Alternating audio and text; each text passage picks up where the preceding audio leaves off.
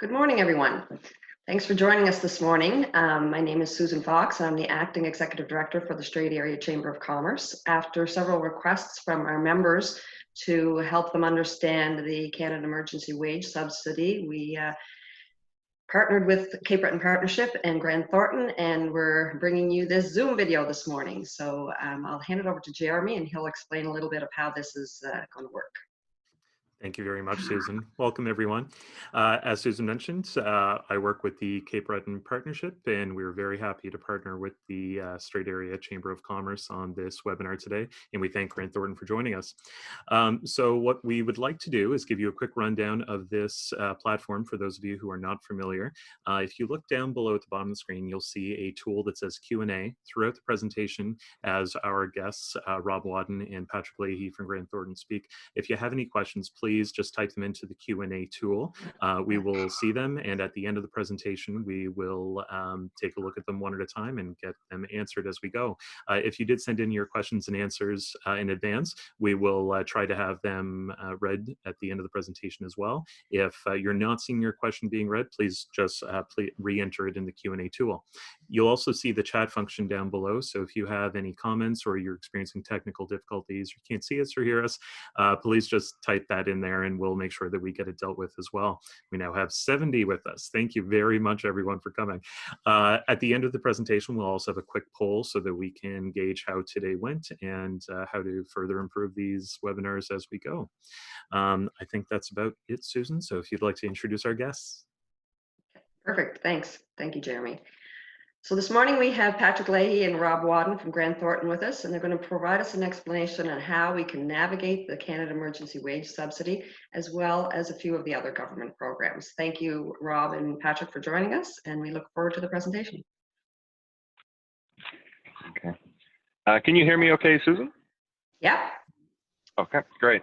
Welcome, everyone. And so there's a lot of detail here, so we will try to move through fairly quickly and focus on the most important aspects. So we will look at both programs for businesses and assistance for individuals. So the major program that we'll be looking at today is the Canada Emergency Wage Subsidy, the CEWS, which is essentially a 75% wage subsidy that was announced, which is a separate program from the temporary wage subsidy, which is a 10% wage subsidy, which is we'll run through that as well. And then Rob will take a look at the work sharing program, and then Rob Wadden will walk through some of the other government assistance programs around mainly around financing and rent relief. So if you look at the Canada Emergency Wage Subsidy, the CEWS, it's probably the most significant of the support programs that were announced for business.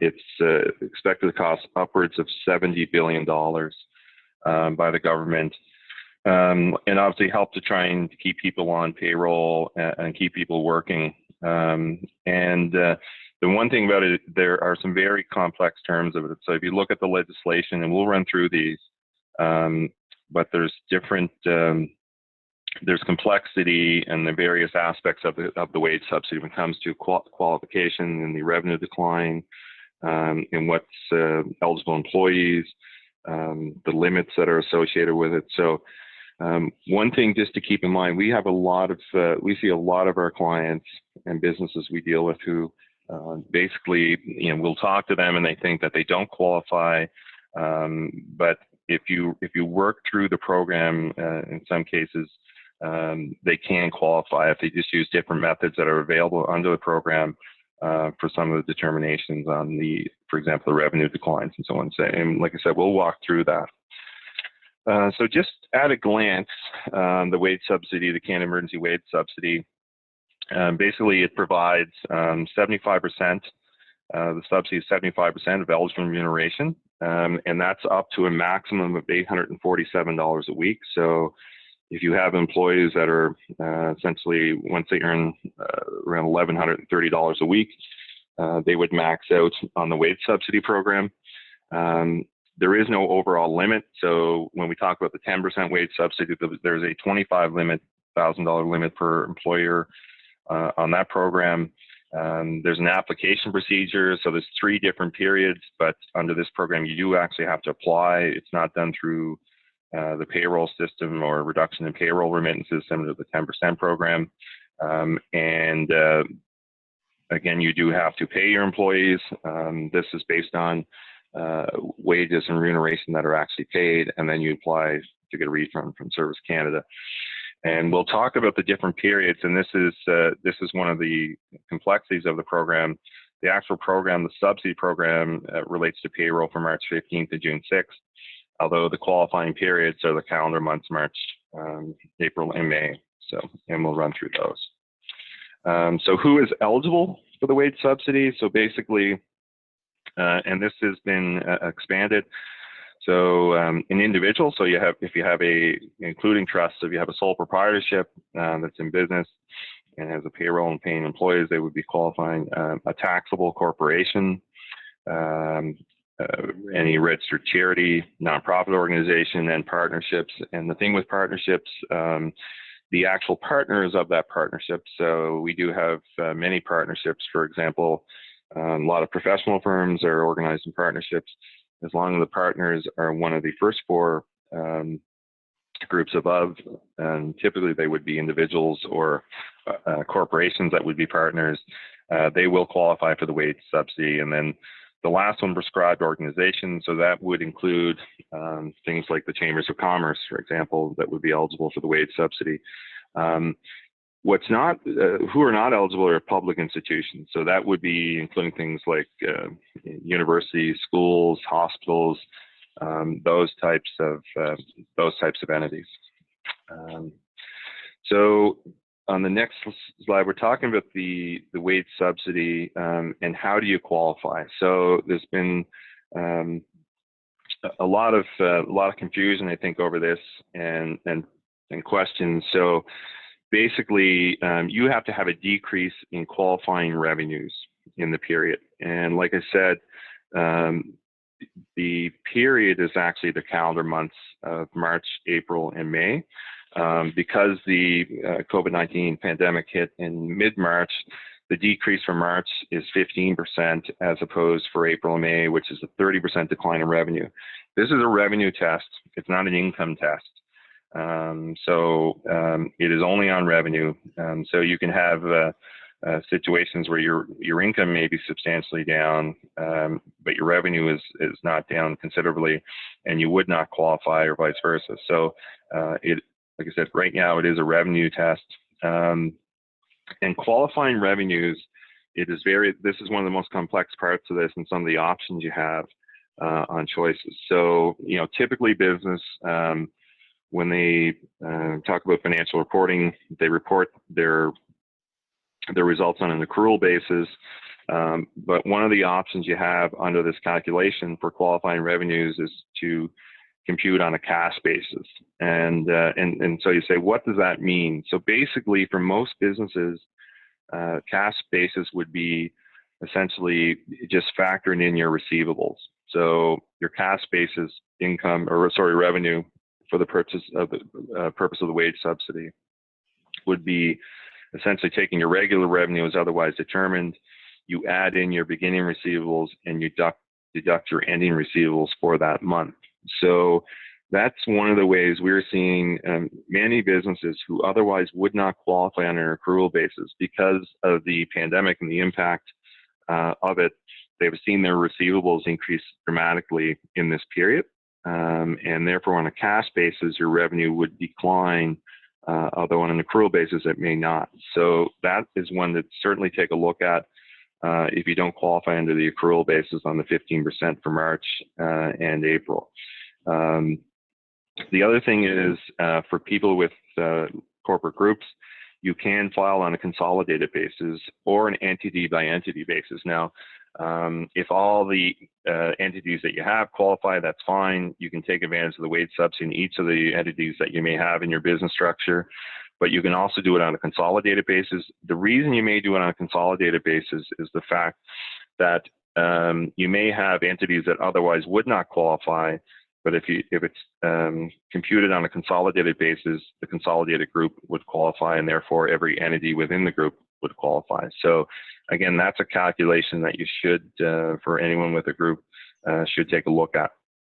The other thing, there are adjustments, for example, on non-arm's length revenues. So initially these were to be removed. So you have a corporate structure where you have revenue going between essentially associated companies or non-arm's length companies. That revenue was removed from the calculation, and that's since been amended, where 90% or more of the revenues are non-arm's length in a situation. So again, these rules are complex, and you need to take a look at them and make sure that you kind of work through the detail, and that you're not missing out on the opportunity to take advantage of this wage subsidy. Just on the next, we talk about the period, the qualifying period. So I just mentioned this earlier. Basically, when we're talking about the drop in revenue, so this is a revenue decrease in order to qualify. For March, it's 15. For April and May, it's 30. There's two methods to actually, for your comparison purposes or your reference period, to meet those tests. So one is just the previous calendar period. So if you're looking at March, you're comparing to March 2019 and so on. But you also have the option under a second method to compare to the average of January and February 2020. Okay, so, and this was essentially introduced basically to try and help businesses who are in growth mode. So even though they've been significantly impacted by COVID, they would have been in growth mode, and therefore their revenues would be significantly more than last year, but otherwise would not qualify. But if they take the average of January and February, that's a much closer period, and it may allow them to qualify based on the impacts felt by the business. Again, remember, this can be done on a cash or accrual basis. Once you select a basis, you do have to use that basis for all the periods. The other thing too, we talk about this a little bit later, but you do qualify. Once you qualify for 1 month, you automatically qualify for the next month. So if you qualify for March of 2020, you actually qualify for April, and then you would have to re-qualify for May. And so that re-qualification for May could be based on qualifying for April or actually qualifying for May itself. So again, once you qualify for 1 month in the period, you qualify for the next month on this. The other thing we mentioned is the qualifying period. So even though the revenue decline tests are based on a calendar period comparing March, April, and May, the actual wage subsidy is based on wages earned in the qualifying period. So for March, it's March 15th to April 11th, April 12th to May 9th, and so on, ending in June 6th. So although your revenue decline test, for example, in March is a calendar month, it really covers the wages paid from March 15th to April 11th. And you do have to, we'll go through the calculations and so on, but basically you'd have to make sure that you're only counting wages earned and paid in that period. So how is it calculated? So just quickly on this, the main component of the calculation is the actual wage subsidy part, and we'll run through that, which is 75% of wages paid up to certain maximums. If you have employees who you're bringing back on payroll but are furloughed, and are on paid leave, in those cases you can actually have the CPP and EI remittances covered under the wage subsidy program. Okay, so for example, if you look, Air Canada brought back 16,000 employees. I think WestJet brought 6,000 employees back when this program was announced. The majority of those, which were furloughed and essentially put on paid leave under this program. And then what comes off that calculation for the amount of subsidy is the 10% wage subsidy, and we'll run through that. The important thing about that is those wages are the 10%, even though you may not have applied for that wage subsidy. If you're eligible for that subsidy, that amount has to come off your CEWS subsidy. Okay, so again, you will be required in order to reduce your claim by the temporary wage subsidy, and then apply either through reduction in your payroll remittances or by after the fact submitting a claim to the government to get that to receive that subsidy. The other reduction is work share benefits, and we'll talk about that program if you've taken advantage of the work share program. So the wage subsidy, like I said, this is the main component of the wage subsidy calculation, is the actual wage subsidy itself. And if you look at the calculation of the wage subsidy, what's important here is it's the greater of two calculations, okay? Basically, one is the 75% of remuneration paid in that week in 847. So we mentioned before, the maximum that you can get per employee is $847 a week. So once someone makes over $1,130 a week, their wage subsidy amount would be maximized, okay? Excuse me. The other is the second component is actually the amount you paid, and 75% of baseline remuneration. So the baseline remuneration is basically the average wages paid from January to March 15th. And what's important here is the fact that what this allows employers to do in some cases is bring employees back, or even on, in some cases on paid leave or furloughed, or bring them back and pay them 75% of their wages, but actually recoup 100% of that amount under the wage subsidy program, because it's a baseline remuneration test. Okay. So that is, there are some employers taking advantage of that. Now, the government has come out and said that they expect all employers to the extent possible, pay 100% of pre-crisis wages, or the baseline remuneration. But obviously this is included in the calculation. So there are circumstances where if they're paying 75% of the baseline remuneration, they can recover essentially 100% of those wages, subject to the 847-week limit. Okay. There are separate rules or additional rules for non-arm's length employees. So if you are non-arm's length with the corporation, or you have a family member, let's say a parent or a spouse that controls the corporation, basically what it does then is it eliminates the first part of the calculation. So that first part is essentially deemed to be nil. And then really what it does is it limits the subsidy to the baseline remuneration, 75%. So what you can't do if you are non-arm's length, you can't increase the pay or the wages of someone that's non-arm's length and therefore take advantage of an additional wage subsidy amount. You're going to be limited to their baseline remuneration from January to March 15th, okay? Or the amount of remuneration paid. So again, for non-arm's length, if they weren't on the payroll in that period, there would be no wage subsidy available, because you have a limiting test of the baseline remuneration from January to March 15th. Okay.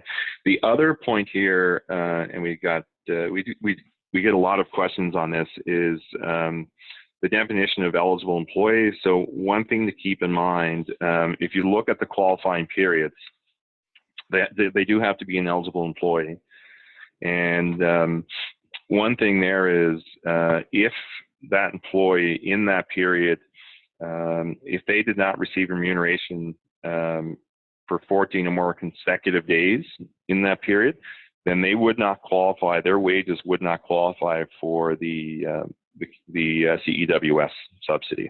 Okay, and the reason for that is if they haven't worked 14 or more consecutive days, that means they would be eligible for the CERB, or the Canada Emergency Response Benefit. Okay, so if you hire someone back in the period, let's say 14 days after the start of that period, let's say the end of the end of that period, or the last 10 days of that period, even though you pay them in that period, their wages would not be eligible. Or if you lay someone off with 14 days left in one of those qualifying periods, those wages would not be eligible for the wage subsidy. Now, we haven't seen details on this, but it looks like the government will introduce something where if you're hiring back someone, that they will allow the person basically get paid and actually repay the CERB benefit for that period. Okay, but just keep this in mind when you're looking at hiring dates and so on, that to make sure that that you're not caught by this rule in the wage subsidy. So applications are now open. So as of April 27th, you could apply. Again, you do have to employ the employees first.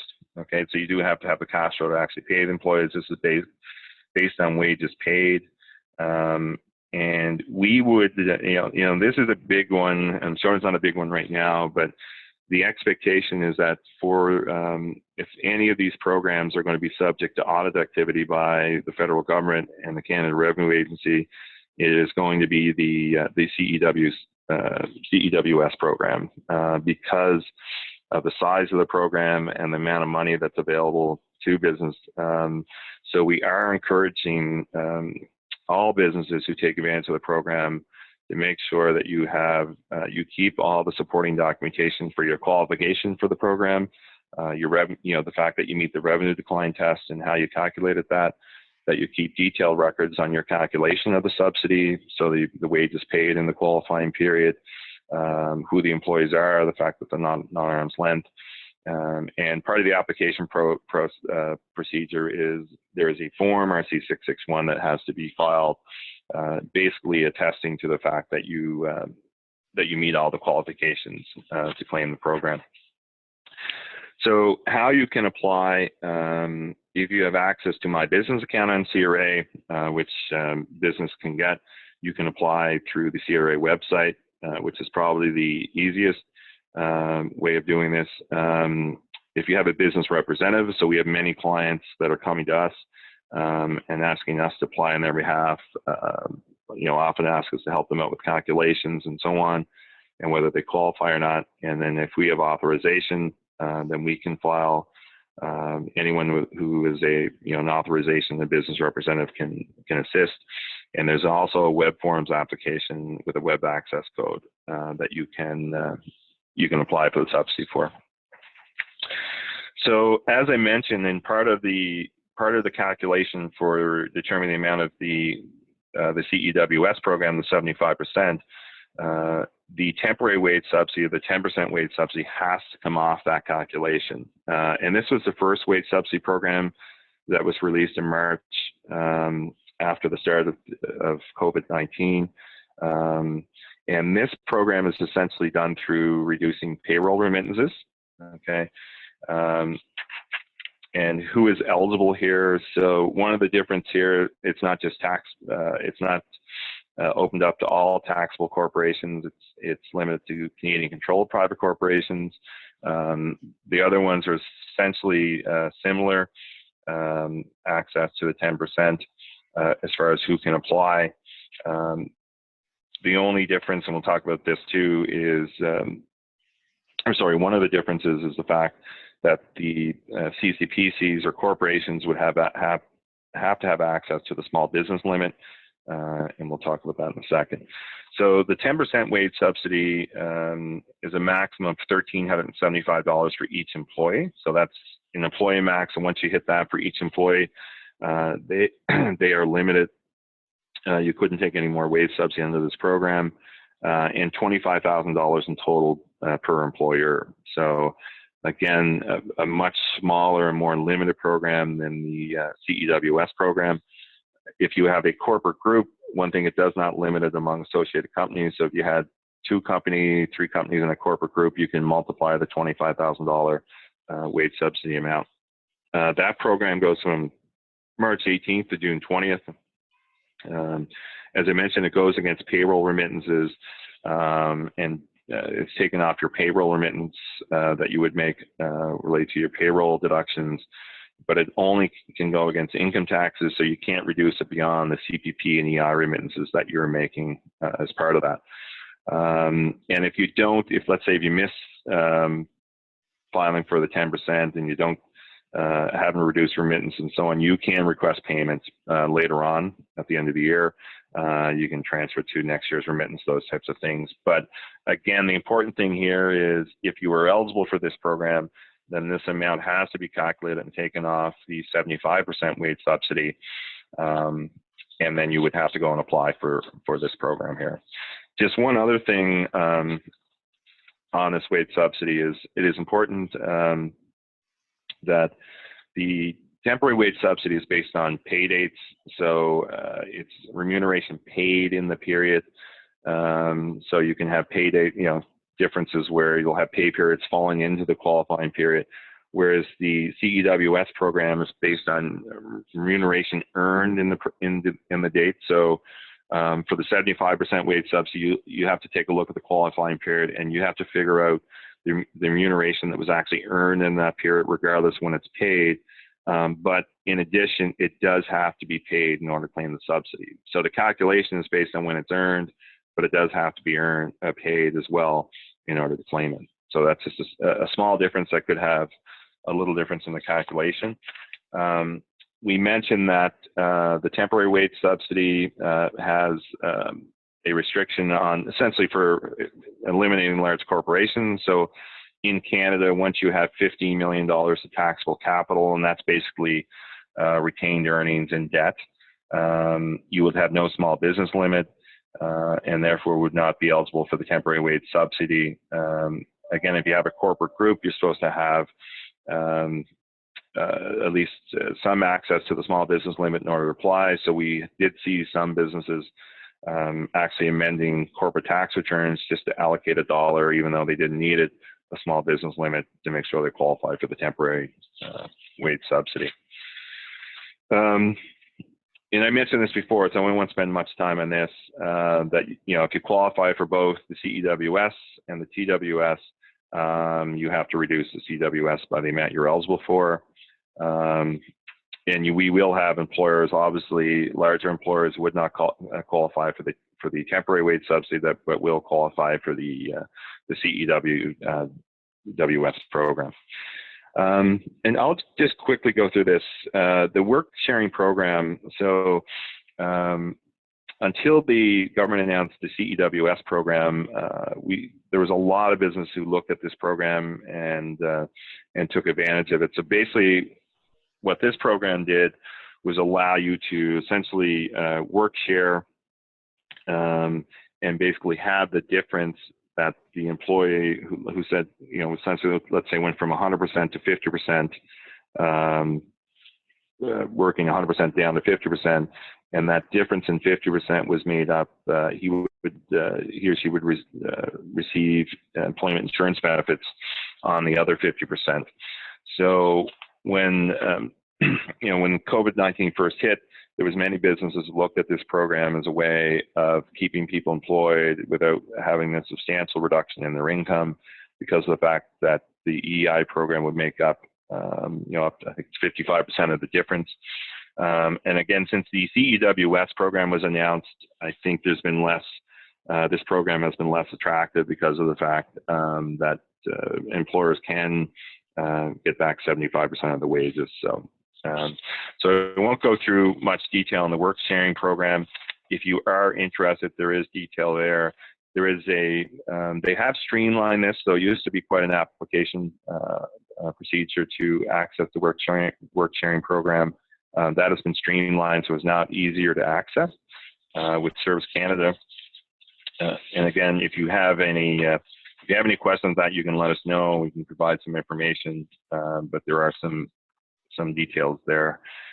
So again, we'll have questions at the end of the session. And right now, I'm just going to turn it over to Rob just to talk about credit access for businesses. Great, thanks, Patrick. So I won't spend a ton of time on these programs. It's more of this is just for information. I think we want to make sure we leave some time at the end, because I think most people will have some questions around the CEWS program and the temporary wage subsidy program.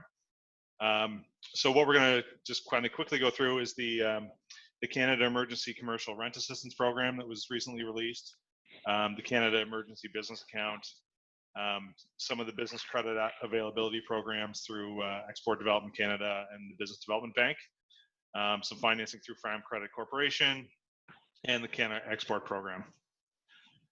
So the design of the emergency commercial rent assistance was to give 75% of rental forgiveness for small business tenants, and all the details haven't been released yet, but what it's supposed to be designed for is for rents that would have been otherwise due in April, May, and June of 2020. So how it works, it's available to commercial property owners. So that's important to note. It's not available for residential.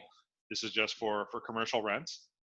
A forgivable loan will be provided to the landlord for 50% of the rent, and then that loan will be forgiven if the landlord provides at least 75% rent forgiveness to any qualifying tenants. The remaining 25% will be paid by the tenant, but basically what happens at the end is that the landlord will agree to forego 25% of their rents. So one note, the application deadline for this is August 31st of 2020. So for the tenants who is eligible, it's tenants who pay less than $50,000 per month per location. They would have had to either cease their operations or have a 70% decline in revenue. So it's a big hurdle to get over to meet that test, and have a maximum of $20 million in gross annual revenues. NPOs and charities are also able to apply for the program. For landlords, it's landlords that have commercial tenants. So the mortgage loan is secured by commercial real property with one or more business tenants, and it's, as I said, it's for April, May, and June. The rent reduction has to be of at least 75%, and they must issue a moratorium on evicting those tenants if they're going to claim this program. They must have showed rental income for 2018, 2019. So you would have needed to show that on your prior returns, and kind of subsequent to this program, there can't be any attempt for the landlords to recover any of that foregone revenue, that 25%. So for the process for this, the application is going to be available on the CMHC website. It's not out yet, but they anticipate it being released the middle of this month. So possibly by the end of next week, we might have some more information on that. And it's an application that's done by the landlord. So it's not something that's done at the tenant level. If you are a tenant in this situation, you can reach out to your landlord to discuss the program, but it's an application that they'll prepare. The Canada Emergency Business Account. So this has been talked a lot about. This went live about two weeks ago or so, and it was designed to provide some support for small business owners in meeting their immediate cash flow needs. So this program had a price tag of $25 billion when it was first announced. And what we know, so up to $40,000 is available per organization. And how it will show up on your accounts is as a revolving line of credit until the end of 2020. And at that point, it'll convert to a 5-year term loan. It's interest free till the end of 2022.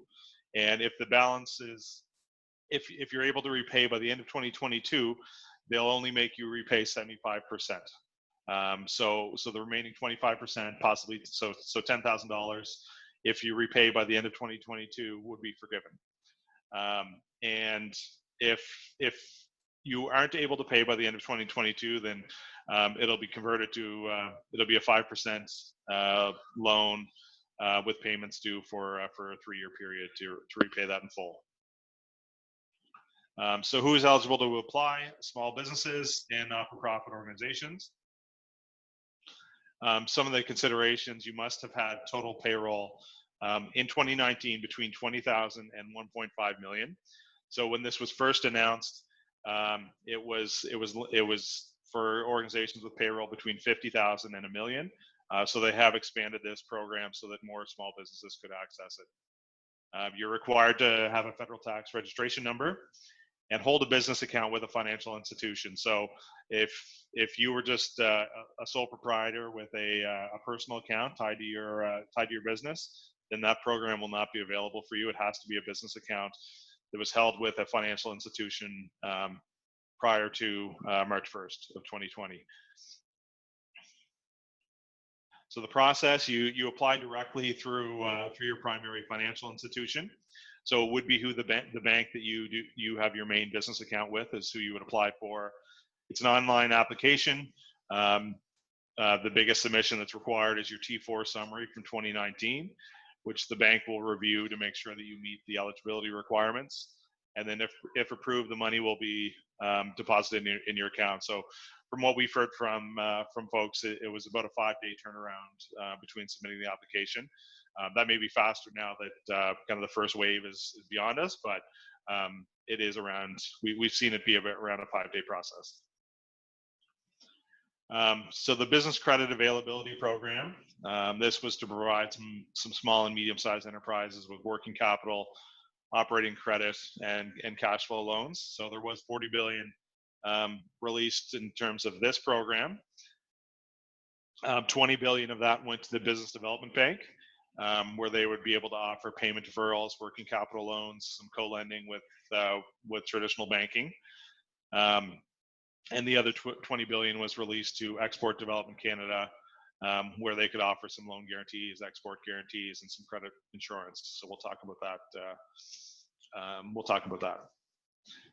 So the working capital loan program with BDC, this will provide loans up to 2 million for a 36-month term. It is interest only for the first 12 months, and then the loan is amortized over a 5-year period after that. You'll have normal payments of payment principal and interest for the next 2 years. And then at the end of the 36th month, there is a 60% balloon repayment required. So the balance of the loan is due after 3 years. Or at that time, you would look to refinance either with BDC or with your traditional banking options. BDC co-lending. So this is something where you would enter into some agreements with your banking where they would co-lend with BDC, providing loans up to 6.25 million for a term of 10 years.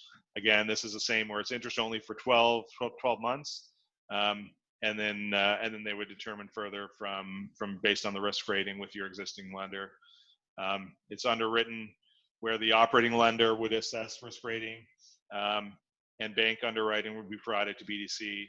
So the application itself is with your operating lender, so it kind of starts at the bank level. And then the ultimate funding of this program would be 80% coming from BDC and 20% coming from your bank. Export Development Canada, so loan guarantees. They'll guarantee up to a max of 80% to the operating lender, and guarantee the loans for 12 months with an automatic renewal for additional 12 months. So this is, they expanded the mandate on this program to include Canada, both exporting and non-exporting companies. So there is a fee of 1.8% on this, in addition to whatever commercial loan pricing is set by your operating lender.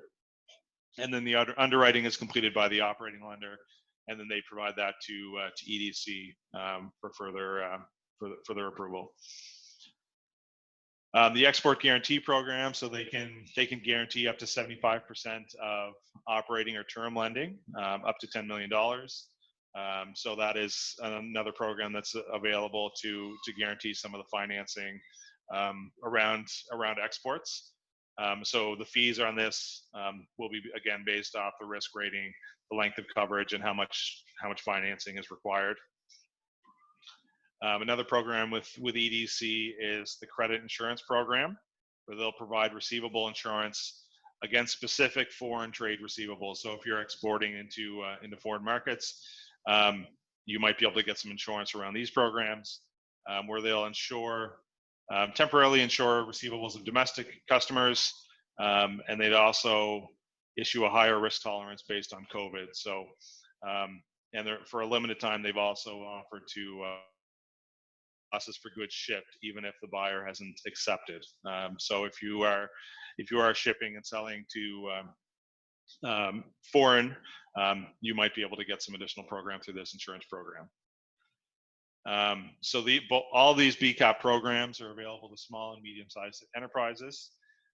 Again, the organizations would have had to exist prior to March 1st, and they'll do the proper or the typical risk review. So it's going to be issued to organizations that have viable business options, business models where any other financing alternatives have been exhausted already. So again, the processes are still somewhat undefined. Basically, any organizations that might want to tap into these areas should approach their primary financial institution first, and then at that point, if they aren't able to finance you through the normal programs, they would pass along to EDC or BDC based on the needs. Farm Credit Corporation, so they offer some payment deferral and some new operating lines to mainly around businesses that are producers in agribusiness or food processors that are facing a challenging environment right now. So they can offer up to a $500,000 revolving operating line for a term of 24 months, defer payments of both principal and interest for up to 6 months, defer principal payments for 12 months, and then interest only for 24 months. Balance must decrease to 50% of the authorized amount, so down to $250,000 at least once per year, and then either repay or refinance at the end of the program.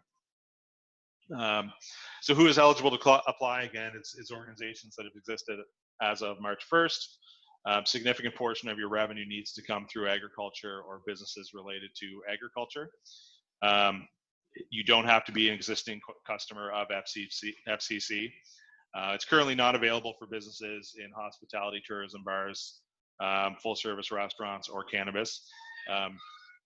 And it's going to be assessed by FCC on a case-by-case basis, and they'll do their normal due diligence on issuing any financing here.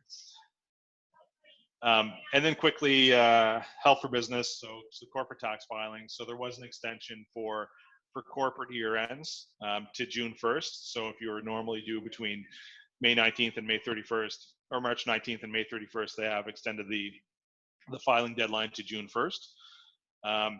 They've extended the due date for payments that would have been due on or after March 18th. So if you had taxes owing normally at the end of March with a December year end, they've extended the repayment of that to September 1st. And they've done the same with installments for 2020. So again, they've extended the requirement to pay those to September 1st. Partnerships, they have extended a filing extension to May 1st for partnership returns, as well as some of the foreign reporting and elections to June 1st. GST, HST, so all businesses can defer remittances of HST until June 30th. So for monthly filers, this would apply to your February, March, and April remittances. Quarterly installment filers, your remittances for January to March 31st, extended to June 30th, and then for your annual filers, they've also extended for any installments required to be paid in March, April, or May. Help for individuals. So again, we'll quickly talk about this. This program has been out for a while now. So the Canada Emergency Response Benefit, providing financial support to employees who have stopped working, $500 a week for up to 16 weeks, and this replaces the initial program, which was the emergency care benefit and the emergency support benefit programs. This is for those who have lost their job or can't work due to a business shutdown, are either sick or quarantined, are taking care of someone who is sick with COVID-19, or they're at home without pay because they're required to care for their children. So there are some differences between EI. The processing time for the claims has greatly reduced from up to 30 days or more to 10 days. The dollar value with EI, it varies based off of your weekly earnings, but with the CERB, it is a flat rate of $500 per week, no matter what your income level was. The length, EI can be between 14 and 45 weeks. The CERB was for a 16-week period. And the payment with EI, it's bi-monthly. With the CERB, you get it once every 4 weeks. And in both cases, it is taxable. So that's an important note to make, because typically with both EI, normally they don't take a whole lot of withholdings off. So if you're not used to being on EI, or you're going to have other income in addition to the CERB, there will be limited tax deductions, tax withholdings off this income. So just important to note for possibly when you file your 2020 returns that there could be a tax balance owing as a result of this income. So if you're already receiving EI, you don't apply for the CERB. You can't apply for the CERB if your benefits end before October 31st, 2020.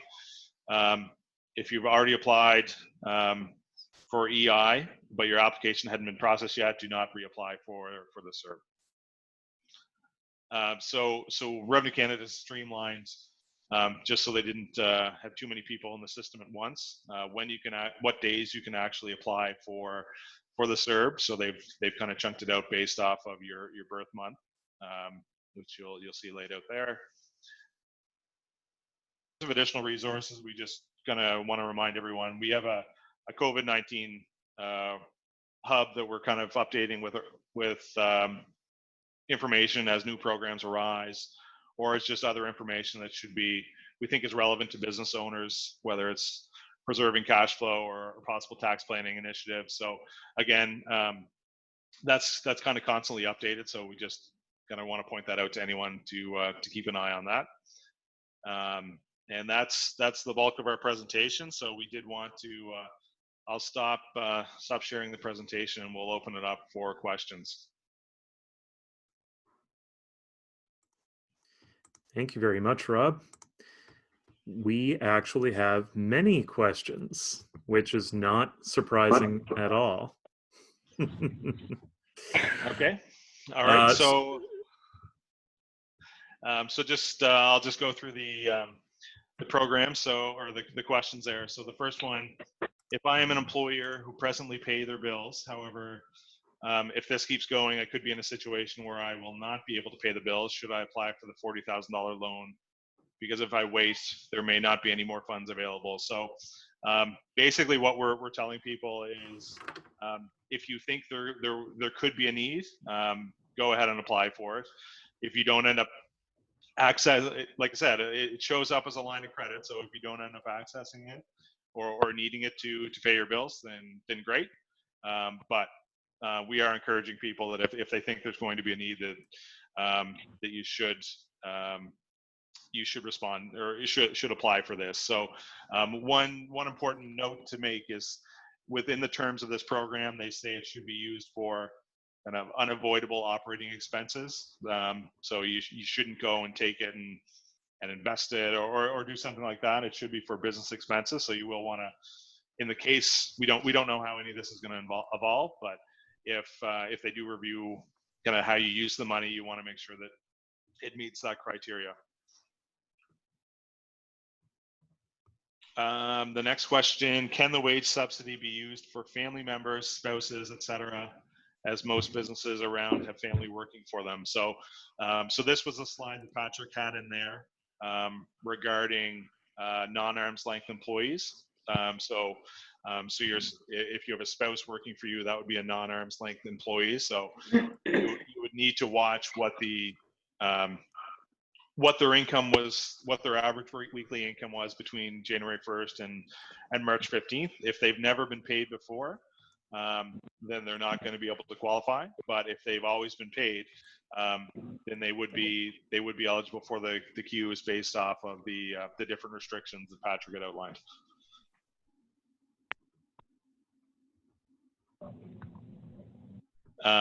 Next, being a restaurant and having our reopen date this weekend, do we qualify for, it says the CEWB, I'm assuming that means the CEWS, so the wage subsidy. All our staff is rehired starting this weekend. All the staff had been laid off since late October. Our usual startup date is typically around mid-April. Do you want to answer that one, Patrick? Yeah, sure. So can you hear me okay, Rob? Yeah. Yeah. So, so basically, in order to meet to be eligible for the subsidy, you would have to have, if you typically open in April, you would have revenue in April typically have revenue in April that you won't have this year, and therefore you likely will meet the revenue decline test, and therefore would be eligible for April and would be eligible for May. Obviously, if you're eligible for April but you have no wages, then that's not much of a benefit. But it would make sure that you're eligible for May, and therefore you'd be eligible for the subsidy, to apply for the subsidy after the end of the period. Yeah. And the same another question from the same person is, and if we qualify for the wage subsidy, can we pay family members? So I think we answered that before, but basically, as long as they would have traditionally been paid, you can be paid. I mean, it might be a trickier where you have to meet that baseline remuneration test. I'm not sure if you've seen that, Patrick, on how that might work, because if they weren't working, they weren't open. Yeah, sorry. So there are some items that need clarity. So let's say in that situation, they'd have no baseline remuneration for January 1st to March 15th. But I think people have assumed that let's say for a seasonal business, if those people, including the non-arm's length people, have always been employees, or just going back to work on a regular basis like they have in past years, that they would be eligible. But that is something to be confirmed. And like you pointed out, they obviously would not be on the payroll from January to March. But that's something we can look into, Rob, and see if there's anything concrete. But I know that's something people are asking questions about that we haven't received anything on as of yet. Okay, another question. Will municipalities who rent commercial space be able to apply for the commercial rent subsidy for their tenants? And what happens if there isn't a mortgage on the property? Does that disqualify the landlord from making the application? I'm just trying to go back to that slide.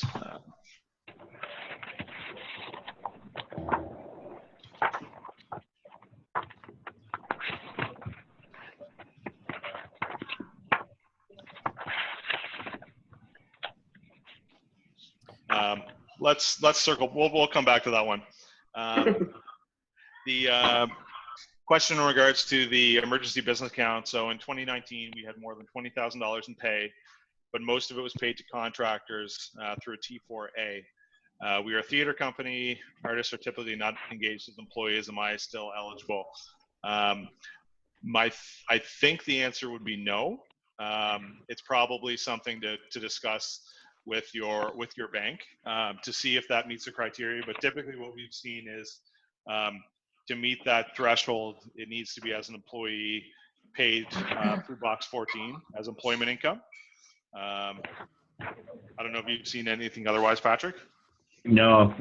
So that's no, that's my understanding as well. And the other thing, I think this was a question that came in beforehand that we were talking about, was a similar example would be fishers who pay crew shares instead of employment income. So instead of paying like box 14 wages or employment income, the crew is paid by the buyer as a crew member.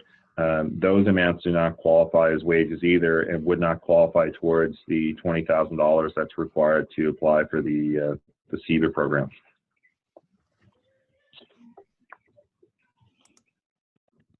Okay.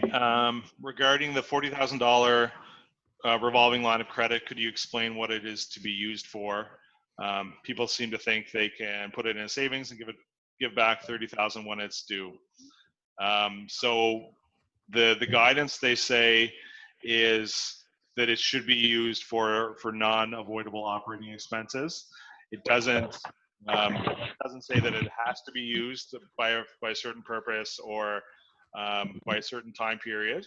So, I mean, what we're telling people is that it probably makes sense to apply for.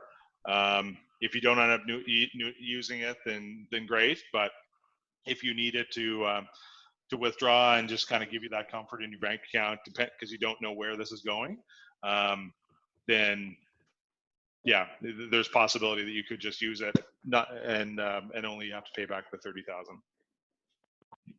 You have anything else on that, Patrick? No, just the same thing, Rob. So, I would basically, I think what I would say, I would encourage people to take advantage of it. We would not discourage you from the fact that just because the business may not need that, those funds right now, but given the amount of certainty out there, the uncertainty as to when we will be allowed to come out of this lockdown, and what your cash flow needs may be, we are encouraging people to take advantage of the program.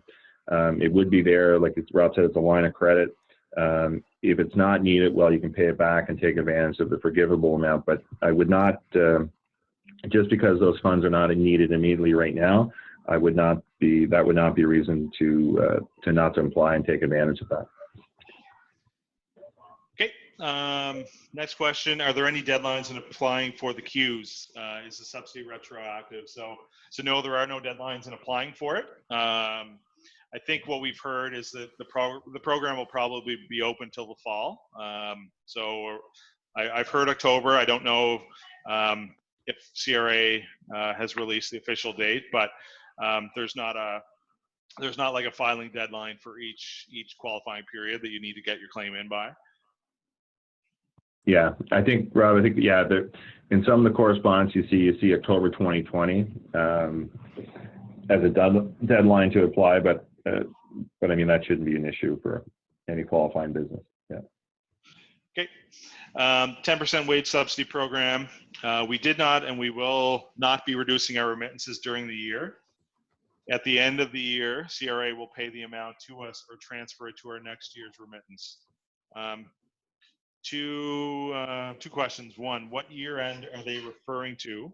Calendar year end or your year end? So it would be calendar because it would be based off of you filing your T4s. So basically, if there was X amount of dollars that you technically over contributed because you should have been claiming through the temporary wage subsidy program, they would transfer that to your next T4 period. And how do we get the amount paid to us at that time? I don't think I've seen how that's actually going to work. They just said that there will be an application process to be able to get that money, but we don't know the particulars on how you'll actually claim that.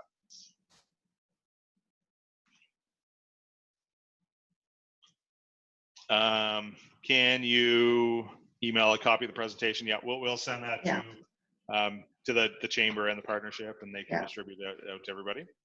And as a reminder to everyone as well, we'll make both a recording of this full webinar, including all the questions, as well as the PDF available to everyone who registered. And I believe both the Chamber and the Partnership will be placing both on our websites as well for further consumption.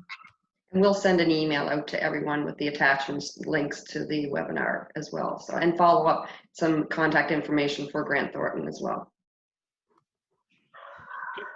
Okay. Next question. So Patrick didn't talk about this, but what about fishermen? Can they apply for the CEWS and pay their helpers? And if the helper is a family member? So again, that would tie to the similar question around the T4A, where with fishermen, the income doesn't show up as employment income. So right now there is a gap in the program. Nothing else. I think we talked about it, but nothing else you want to add there? You know, like you said, just the whole issue between paying someone having the buyer pay them as a cruise share. So we are seeing some clients who are actually converting where previously they had the worker being paid through a cruise share. They're now issuing employment income, paying them like essentially land stamps in order to take advantage of the wage subsidy. Okay. Was there something mentioned earlier in the presentation about being on payroll 14 days before to qualify for the CEWS? So what that was that if someone went 14 straight days within one of the qualifying periods without receiving income, then they would be ineligible to qualify for the CEWS program. So even if you look at the 4-week qualifying period, if you paid them in week 1, didn't pay them in weeks 2 or 3, paid them in week 4, they wouldn't qualify because they would have gone a 14-day period without receiving income. Next, if a business is unable to open and we choose to pay the employee even though they're not working. So just using it to pay the employee. Do we have to pay remittances on this subsidy? How do you prove the employee is not working at the time? So yes, if you're paying them and they're not working, you would still have to do your normal payroll and pay deductions. Basically, the other options that are available if you're qualified under the CEWS and are claiming under that program, you would be able to add to your claim your CPP and EI portions of their salary to increase your claim. And then again, you would have to follow the 10% temporary wage subsidy program as well. So there's nothing you have to do to prove that they're not working. I mean, you're continuing to pay them; they're just not coming in. So, but you still have all your normal remittances that would be required, other than being able to short it by the amount eligible under the temporary program. Yeah. So. Oh yeah. So sorry, Rob. So just based on the. Yeah, I think it would be similar applying for the program. You need to make documentation available that those employees were furloughed or on paid leave, and you wouldn't have to pay the employer paid premiums on those. Yeah. In calculating the CEWS eligible remuneration, would you only include remuneration which would be recorded in box 14 of the T4? I think that's a yes. Yes. It would just be based off of whatever their gross income is. Yeah. So, Rob, we have some questions that came in advance, if you'd like us to share those ones as well. And everyone, we do note that we've passed the promised hour, but we do want to make sure everyone's questions get answered. So please continue to stay with us as we get these answered as well. And apologies, Rob, if any of these questions are a little closely worded to those that were asked today. They are a little bit different, so they may not need an answer, but we'll ask them anyway. If a company meets the requirements for period number 1 and is approved for the subsidy, do they automatically qualify for period number 2, even though they do not meet the 30% reduction requirement for period 2? Yes. Yeah. So we did go through that, but yeah. So if you meet the criteria for one period, you're automatically eligible for the subsequent period. So if we're talking about March, you meet it for March, then you're good for April. But you then do have to do retest to make sure you're eligible for May before you claim that one. Great. This question is fairly specific, but does leave out which benefit it refers to. I'm guessing the wage subsidy piece. Candidates who are recent post-secondary graduates age 15 to 30 for a full-time placement of 6 to 12 months in duration must participate in a STEM position, STEM, of course, being the acronym. Would you please be more specific, or I suppose be more specific as can you elaborate your interpretation in terms of what would qualify regarding information and communication technology for this purpose? Very specific. We can probably put some information together, maybe send that out to a specific person who would just ask that question. I don't have the specifics on that program right in front of me, Rob. I doubt you do either here, but we can probably find that out and send something out. Yeah. Excellent. Another question regarding EI. What happens if a business reopens and can't pay staff enough hours per week for them to qualify for EI, as most businesses pay employees based on a certain amount of hours per type, or maybe they don't need all the staff that they hired in the winter and it's not as busy? Will staff be able to get EI either way? I think staff, so they would qualify for employment insurance benefits based on the system that's in place. And if they don't qualify, they would be eligible for the CERB benefit that's right now is in place up till October. Right. So. Yeah. Perfect. What kind of backup records should we be keeping if we apply and are able to take advantage of any of the benefits or programs in the event the government comes back later asking for further proof, documentation, etc.? So I would just encourage people applying under the CEWS program, basically any working papers or any supporting documentation. So if you have Excel spreadsheets or calculations, whatever you use, number one, to attest to the revenue decline, and if you have your accounting system or calculations you did, or just to to prove that, to have that on hand, and the other thing would be making sure that you document the payroll records and the actual employees and the status of those employees, to have that all available, and to have set aside so that someone, if it was CRA did request to look at those, that you would have that information and you wouldn't have to scramble around. So, and that shouldn't be difficult, because in order to do the actual wage subsidy calculation, you would need to do all those things. So it's just a matter of keeping that information and making sure you have it put together. Yeah. Great. If an employee works for two separate employers, could both employers use a wage subsidy for that same employee? If not, how is it decided which can take advantage of it? Yeah, so no, Yes. there's no issue in claiming the CEWS under. Like, it's not like you can only claim it as once per being an employee. So it doesn't matter if you hold multiple positions. Each employer could qualify for the CEWS as long as they meet the other requirement. Yeah, the only caveat on that one would be if both employers are non-arm's length with the employee, they would be maxed out on the $847 per week. So, for example, if you had a non-arm's length employee that worked for two companies in the corporate group, then they would max out on the $847 a week, even though they may have payroll spread across the two companies. Great. If we made use of the $40,000 loan and after all is said and done, we didn't have to use it, is there any penalty? Does it affect the $10,000 forgivable piece?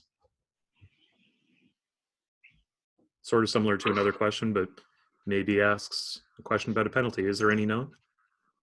Nothing that we know of yet. I mean, they haven't released really all the conditions around if X amount of dollars actually have to come out and be spent, and you have to support that.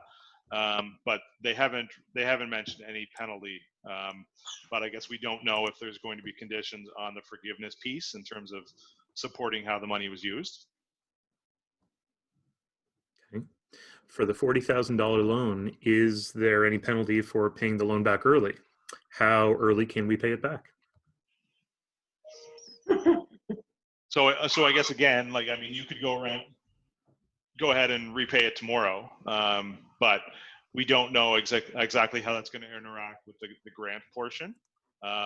So depending on if they put review procedures to see like kind of how you use the money, possibly there could be issues with, did you really need the money if you were able to pay it back the following month? But I guess there haven't been specific guidelines in that to kind of sort out how long you need to, I guess how much of it you have to use and for how long, in order to make sure you still get the grant portion of it.